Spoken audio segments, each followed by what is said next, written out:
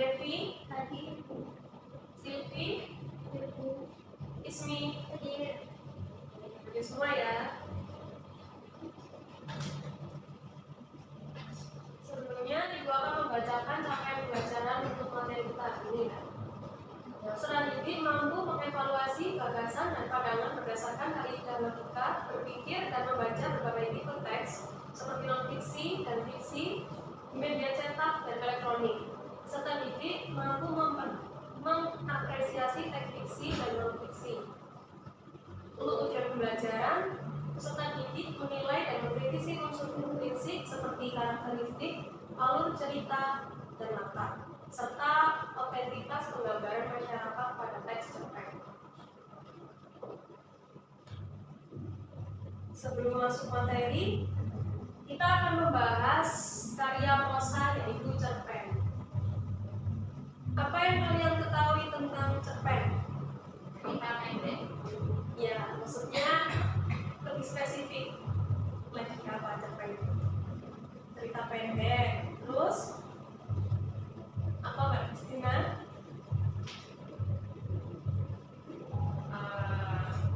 Teks yang dibaca tadi. Ya, terus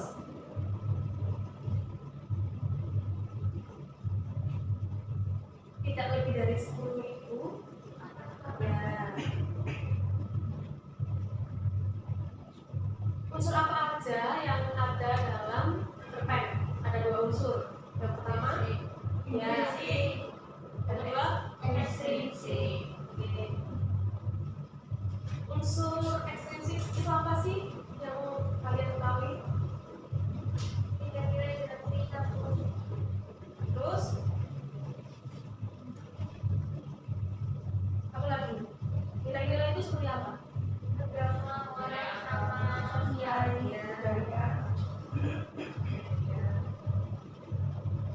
Kalau nilai moral itu seperti apa? Berhubungan dengan apa? Perilaku. Sikap. Tuh. Kalau nilai agama? Melakukan. Ya, betul. Kalau nilai-nilai ekonomi atau masyarakat itu berhubungan dengan apa? Kegiatan sosial. Ya, kondisi masyarakat juga ya. Oke, kita akan memasuki pembahasan unsur intrinsik pada teks cerpen ya. Materi kita hari ini adalah membahas pengertian tentang cerpen, karakteristik, alur, dan latar. Pengertian cerpen. Cerpen itu sebuah karya atau karya pendek yang berbentuk prosa. Dalam sebuah cerpen akan terdapat sebuah unggahan cerita tentang kehidupan tokoh yang penuh pertikaian, peristiwa yang menyenangkan atau menyedihkan. Di sini sebelumnya ada yang suka membaca novel nggak atau cerpen? Saya Suka. Semuanya suka membaca ya? Suka. Mbak Kristina suka baca cerpen apa nih? cerpen. Iya. Cerpen yang biasanya di Kompas. Biasanya baca. Terakhir baca itu apa? Terakhir baca bulan lalu kayak Sangat lama sekali ya. ya Katanya suka membaca. belum ada waktu. Banyak tugas. Kalau Mbak Ismi, terakhir baca apa? Novel atau cerpen? Novel. Novel apa? Bulan. Ya.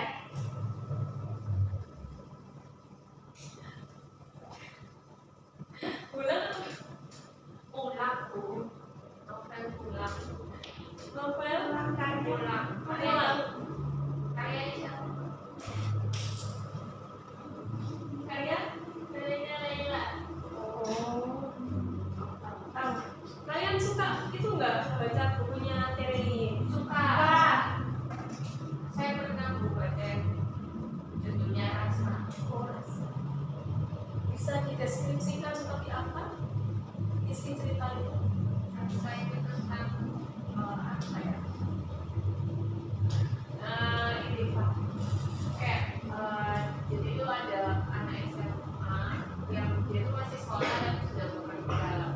Terus dia itu sangat benci sama cowok.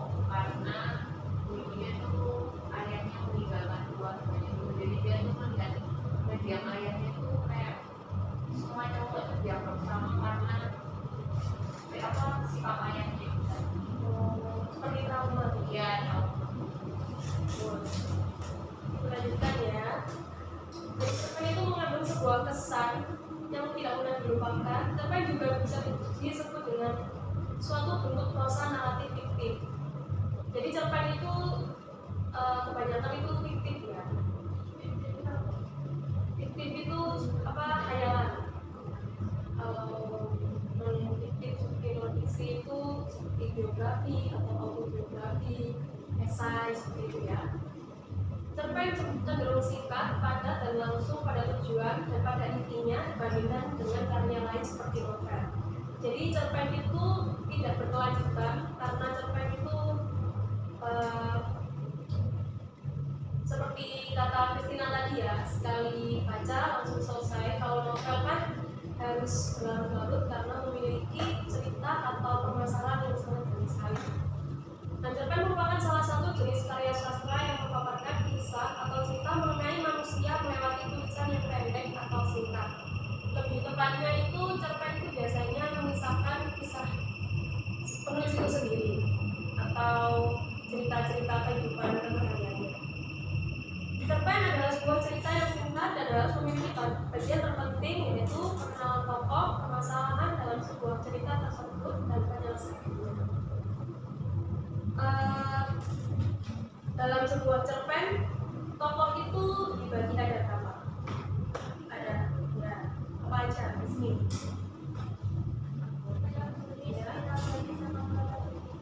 Kalau tahu ketiganya itu apa sih?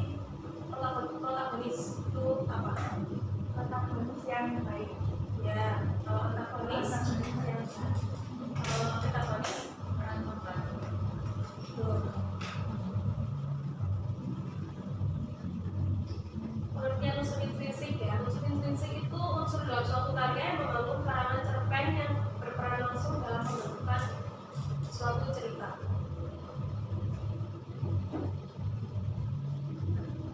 Karakteristik dalam cerpen itu memiliki ciri-ciri seperti ceritanya fiktif. Ciri-ciri cerpen yang pertama itu tidak terjadi di dunia nyata. Dan benar hampir semua cerpen menyeritakan kisah yang terjadi di dunia nyata, alias fiksi belaka. Sehingga jika membuat sebuah cerpen, hendaknya tidak benar-benar terjadi dalam dunia nyata. Walaupun begitu, cerita pendek dibuat semirip mungkin dengan kejadian di dunia nyata. Namun begitu, tidak memiliki pula membuat cerita pendek yang membuat genre fantasi yang bisa dikatakan mustahil untuk terjadi di dunia nyata. Dan inilah yang membedakan cerpen dengan jenis cerita lainnya. Jadi cerpen itu fiksi ya, hanya sebuah khayalan.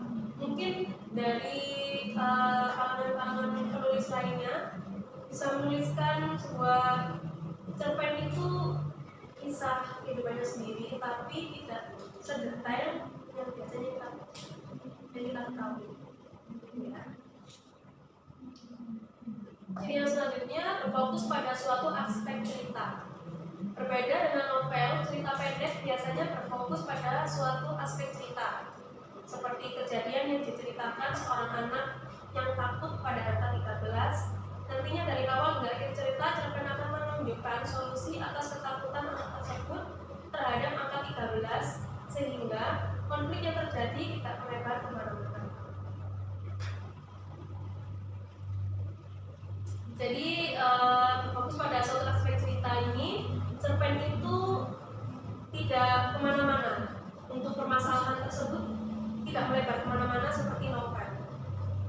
Hanya fokus pada suatu permasalahan yang akan dibahas hingga akhir. Begitu ya. Jumlah katanya singkat, berbeda dengan novel. Cerita pendek memiliki panjang yang lebih sedikit dibandingkan dengan novel. Bahkan ada yang membuat cerita pendek hanya panjang sekitar 300 sampai 500 kata. Namun yang paling umum, cerita pendek tidak dibuat lebih dari 10.000 kata.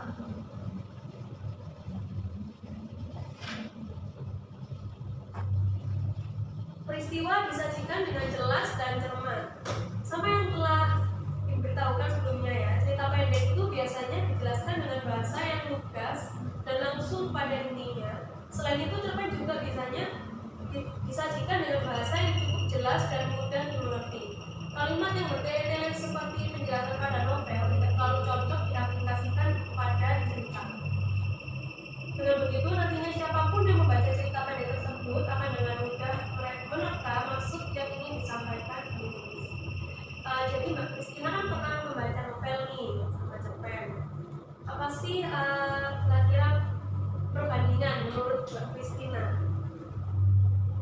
bahasanya sendiri itu sulitan dalam cerpen atau novel?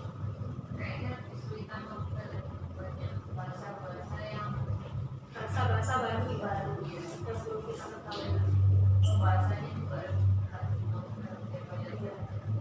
Jadi yang membuat kita agak lama membaca novel itu mungkin karena oleh bahasanya juga. Kalau cerpen itu mungkin menggunakan bahasa-bahasa umum yang bisa. Selanjutnya kita akan memasuki alur. Alur cerpen atau bisa disebut dengan plot merupakan jalan peristiwa dalam sebuah karya sastra. Pola pengembangan suatu cerita yang terbentuk oleh hubungan sebab. Contoh alur dalam cerpen antara lain alur maju, alur mundur, dan campuran. Dan terbentuknya alur ada berbagai tahapan seperti pengenalan orientasi, tahap pemunculan konflik, tahap konflik memuncak, tahap konflik menurun, dan tahap penyelesaian.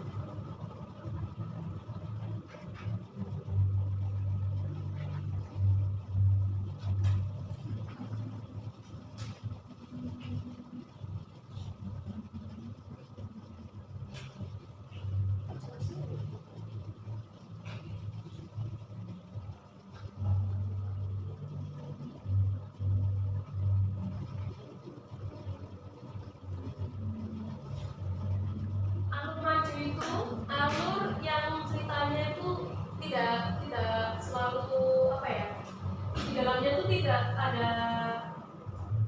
menceritakan kembali ke masa lalu atau flashback. Jadi alurnya itu berfokus pada tujuan hingga akhir seperti yang ibu jelaskan tadi, cerita anak yang trauma hari 16 atau itu penyelesaiannya itu tetap fokus pada konflik tersebut. Kalau misalkan alur yang mundur itu dia berisikan tentang karya sastra.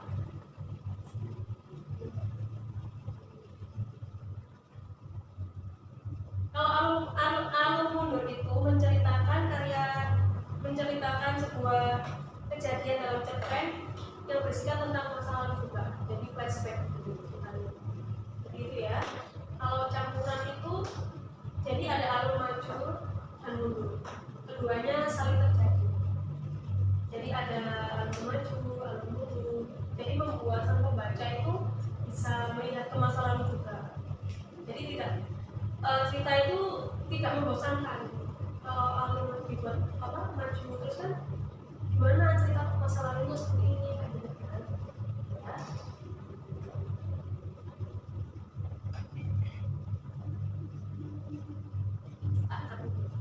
ya.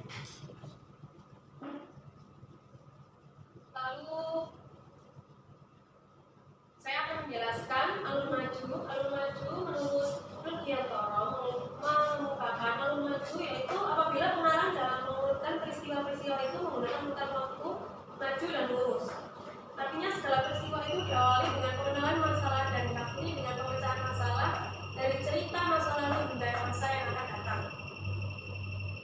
Bila alur mundur mengemukakan bahwa pengarang mengutarakan peristiwa-peristiwa itu tidak dimulai dari peristiwa awal, melainkan dari peristiwa tengah atau akhir.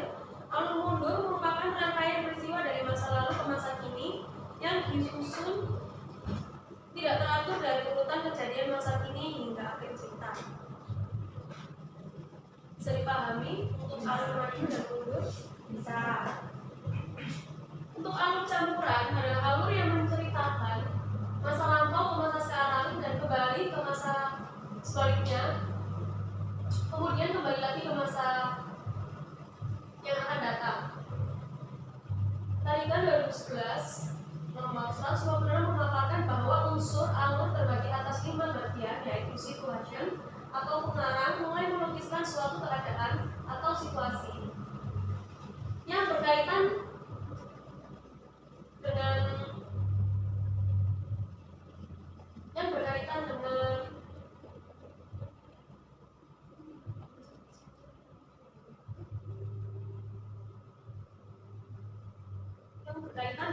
suatu keadaan atau situasi seperti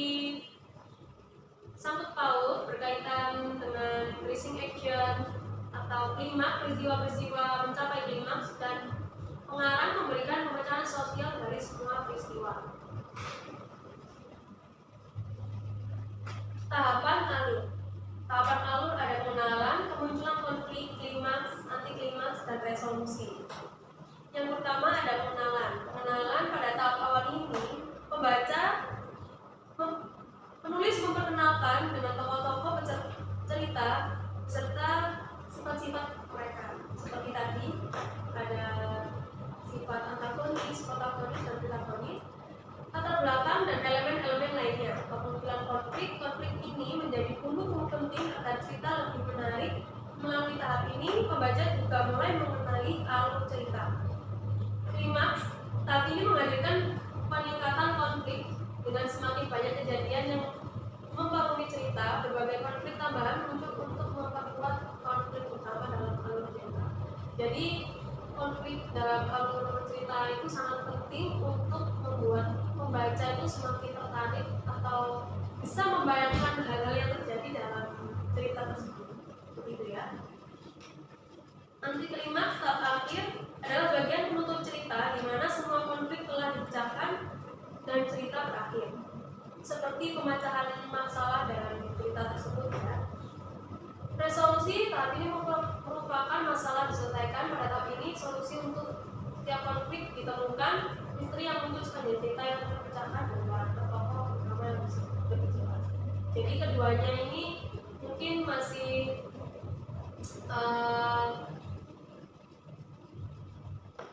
berhubungan ya, anti klimaks dengan resolusi. Untuk latar, sebelumnya apa yang kalian pahami tentang latar cerita?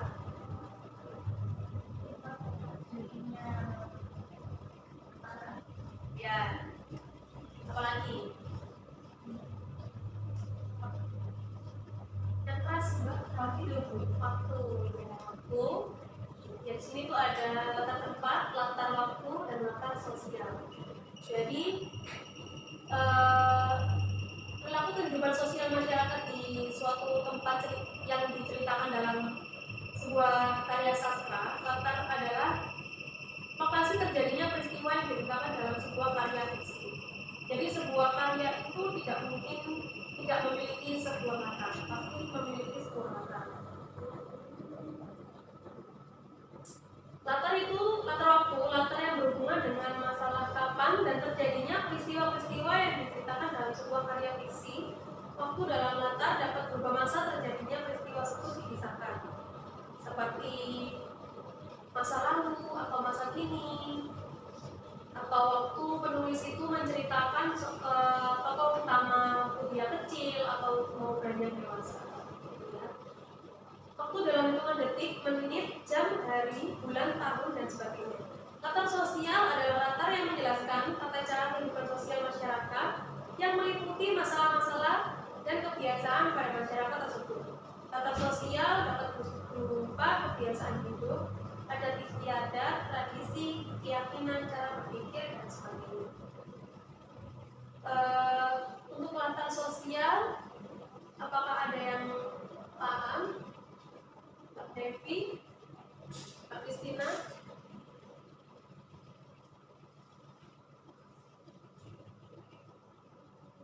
Belum tahu yang tahu.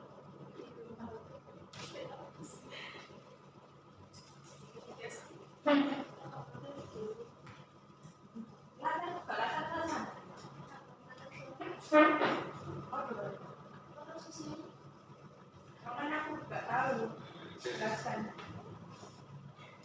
dulu.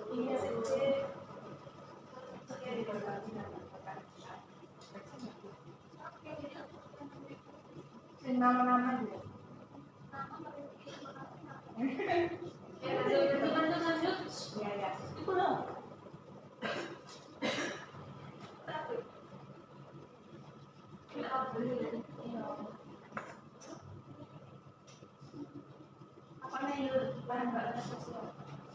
Sebelumnya, Ibu mau tanya latar sosial yang kalian pahami dari salah satu atas ini ada nggak? Belum tahu.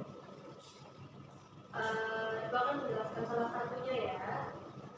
Latar sosial budaya itu seperti kepercayaan suku atau adat-adat tertentu, seperti agama, pandangan hidup, sikap hidup, situasi daerah atau situasi sosial, bahasa, mata pencarian, dan sistem pemerintahan. Seperti apa ya? Kalau di budaya suku nih, suku Baduy, tahu kalian suku Baduy? Ada di mana suku Baduy? Tahu kan? Ya, benar. Suku Baduy itu kan ada Baduy dalam dan Baduy luar. Kalau perbedaan yang signifikan itu di suku Baduy dalam itu rata-rata mereka tidak boleh menggunakan gawan, dan mereka tidak boleh menggunakan alas kaki seperti itu, dan mereka itu tidak boleh berkendara ya. Jadi kalau misalkan mereka mau bepergian jauh, mereka harus jalan, walaupun beberapa kilometer seperti itu. Beda dengan Baduy di luar. Kalau di Baduy luar itu masih boleh memakai gawan, masih bisa berinteraksi dengan masyarakat lokal di luar seperti itu ya. Dan itu juga bisa merupakan suatu peristiwa atau kisah tata sosial yang dapat diceritakan dalam sebuah karya sastra.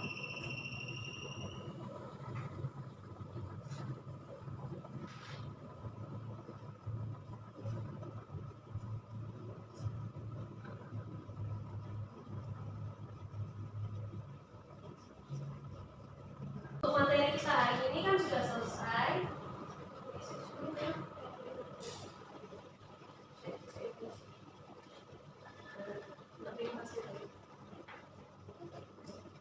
Baik, terima kasih untuk materi kita hari ini sudah Ibu jelaskan. Sebelum masuk ke bagian soal, Ibu mau tanya apa yang belum kalian pahami tentang unsur intrinsik dalam cerpen? Sudah kamu sudah paham? Sudah. Ibu mau tanya ya, unsur intrinsik dalam cerpen itu apa aja sih? Latar, ya. Tema. Alur, ya. Betul. Tokoh ya, bukan toko. Kalau toko itu orang-orang yang jualan di depan. Iya. Tokoh, tema, alur, kata-kata. Nah, kita tadi itu menjelaskan cukup karakteristik, alur, dan latar. Untuk latar itu latar apa aja sih? Tempat, suasana sosial. ya. Kalau alur ada berapa tahapan? Maju, campuran, dan juga. Kalau karakteristik tadi apa aja ciri-cirinya? Lebih dari. Ya itu apa? Tidak boleh lebih dari 10.000. Terus ada satu konflik. Ya. Itu ya. Sebelumnya Ibu akan memberikan soal yang akan kalian kerjakan nanti. Di sini itu ada beberapa teks cerpen yang akan kalian kerjakan. Buat cerpen, Bu. Apa? Buat cerpen. Mau buat cerpen? Mau? Enggak, terus berikutnya saya. Ya, Ibu sudah mempersiapkan ini. Kalau Mbak Kristina mau buat cerpen nggak apa-apa, nanti bisa dikirim ke Ibu. Ya. Ya, nanti bisa diunggah. Ke kemana? Ke Kompas bisa. Aplikasi sekarang kan banyak. Seperti apa? Kristina kalau tahu aplikasi apa biasanya anak-anak sekarang? Nah itu. Di situ. Apa Mbak Dewi? Apa yang nonton itu nggak tahu ya?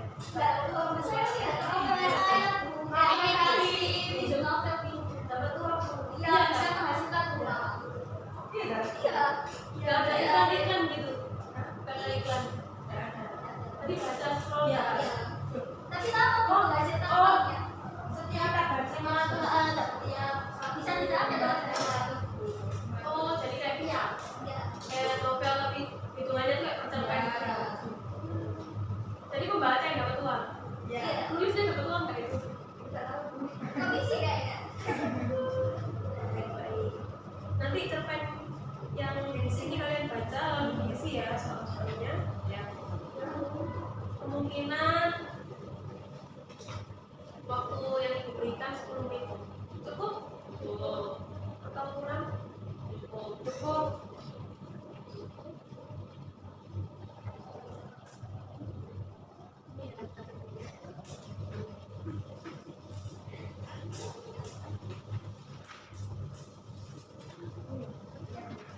Silakan dikerjakan.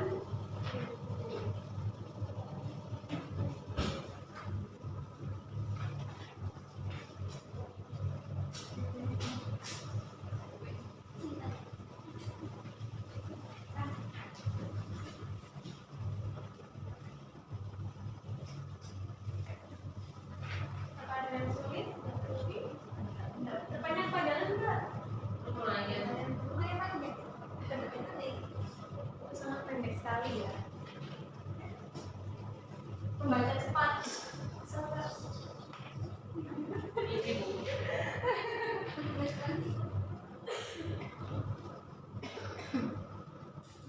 Mbak Santi apa ada yang sulit?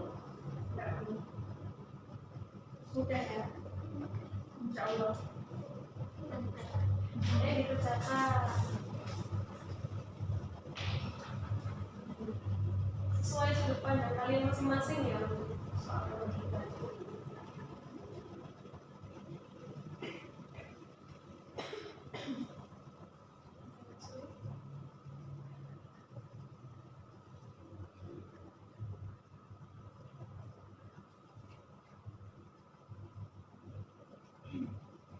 Oke, mungkin sudah selesai ya. Belum buku apa? Kelas 1. Susah Bu.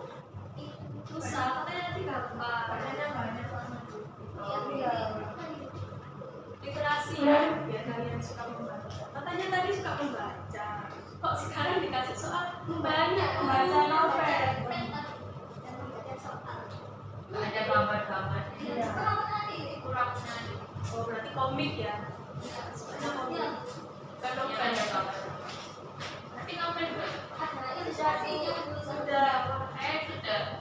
Ismini pintar ini, cepat sekali. Baca cepat ya.